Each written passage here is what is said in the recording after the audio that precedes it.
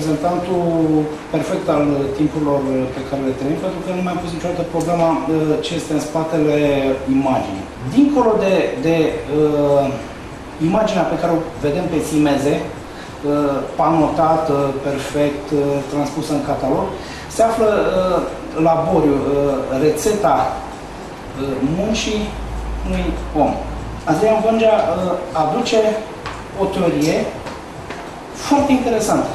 Fotografia se pare că era folosită din perioada Evului. Acest suflet, această inteligență este foarte aproape de cea mai înaltă prețuire a mea. Tot ce se creează cu sufletul, cu sensibilitatea, cu vocația, cu firul de la Dumnezeu, acela este cel mai prețios lucru care puteți să-l întâlniți în viața noastră, puteți să-l apreciați, puteți să vă bucurați de el, pentru că este cel mai prețios lucru care există. În fond e o problemă de tehnică aici. Ce explicăm noi nu este valoarea artistică, ci o tehnologie. Arta figurativă, să zicem, foarte realistă, a Mediteranei, a avut și un substrat tehnic. Deci, despre asta vorbim. Intrând în cercetările astea, sigur că dai de alchimie. Dând de alchimie, începi să înveți alchimie. Învățând de alchimie, ajungi la ideea că, de fapt, alchimia era bazată pe o filozofie a opticii. Nu mai trebuie să explic de ce. Dacă vă aduceți aminte, în masonerie, în anumite organizații secrete, vedeți ochiul ăla, vedea ochiul ce e? O cameră obscură, da? Deci ei aveau niște simboluri și în afară de simbolurile astea ezoterice, însemna și ceva concret, nu? Însemna camera obscură. Atunci, combinând cu rețetele de alchimie, vezi că acolo există o simbolistică ce te duce spre fotografie. Oare anticii erau chiar atât de primitivi cum am dorit noi să credem? Nu aveau tehnologiile noastre? Există o bază pentru a gândi că și fotografia, care poate nu e chiar atât de complicată dacă am ști ceva secrete chimice, era fezabilă. În contextul ăsta al acestor inovații nu stă rău o cameră fotografică de secolul XIX, așa. În mod sigur, exista mențiunea camerei obscure în China acum 2300 de ani. A existat descrierea ei la Aristotel. Avem exemplul camerei obscure în Platon. Alegoria peșterii din Platon este o cameră obscură, până la urmă, trebuie să recunoaștem. Prin unirea contrarilor se producea simetria perfectă care putea să te ducă la aurul filozofal, adică lumina, să zicem, lumina filozofală în care se făcute obiectele care nu sunt în lumea asta, ci în lumea cealaltă, în lumea lui Dumnezeu. Deci asimetria e o problemă luminică pe care ei o știau. Trebuie să vedem că între obiectul real și imaginea lui e o diferență.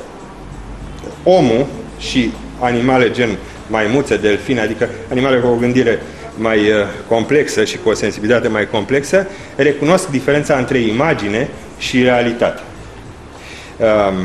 Imaginea e bidimensională. E o iluzie. Un experiment în cuantică fantastic, se numește principiul non-determinării, practic o chestie pasivă, adică ochiul, a influențat material. Deci cum? Întrebarea este cum? Prin ce rază, despre care vorbea Platon și care formează imaginea unui obiect fizic. Fiindcă în rest, de fapt, sunt unde în spațiu.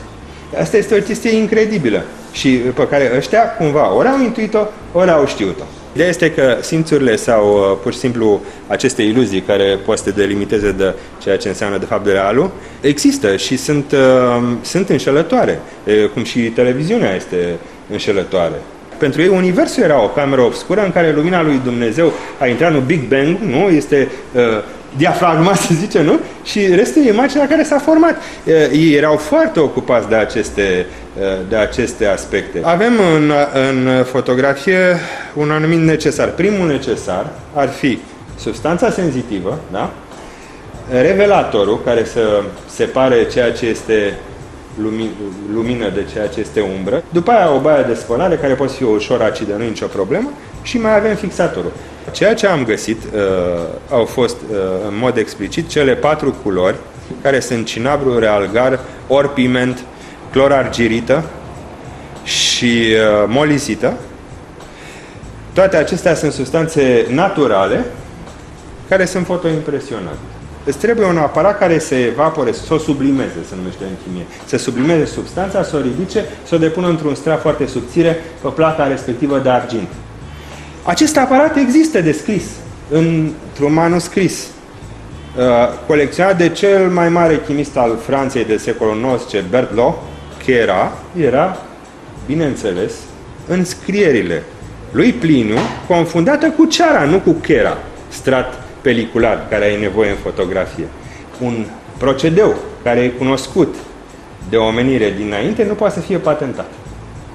Ori dacă fotografia sau aceste procese ar fi fost cunoscute de înainte, ăștia nu mai putea să le patenteze, să facă bani.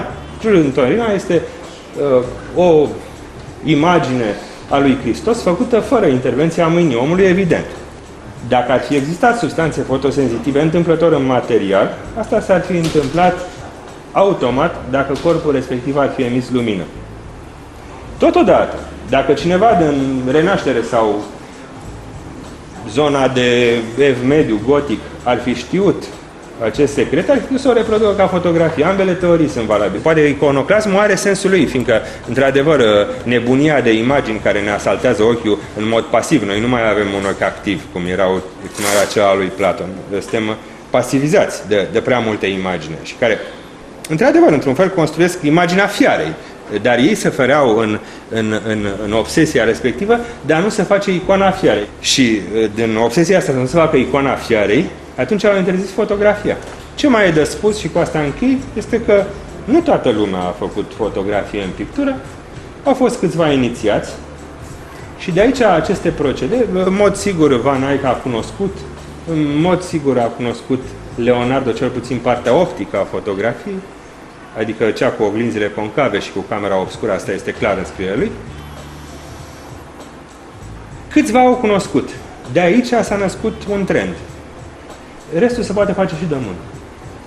Și acolo intervine, sigur, numai expresia artistică care se poate face într-o anumită tehnologie.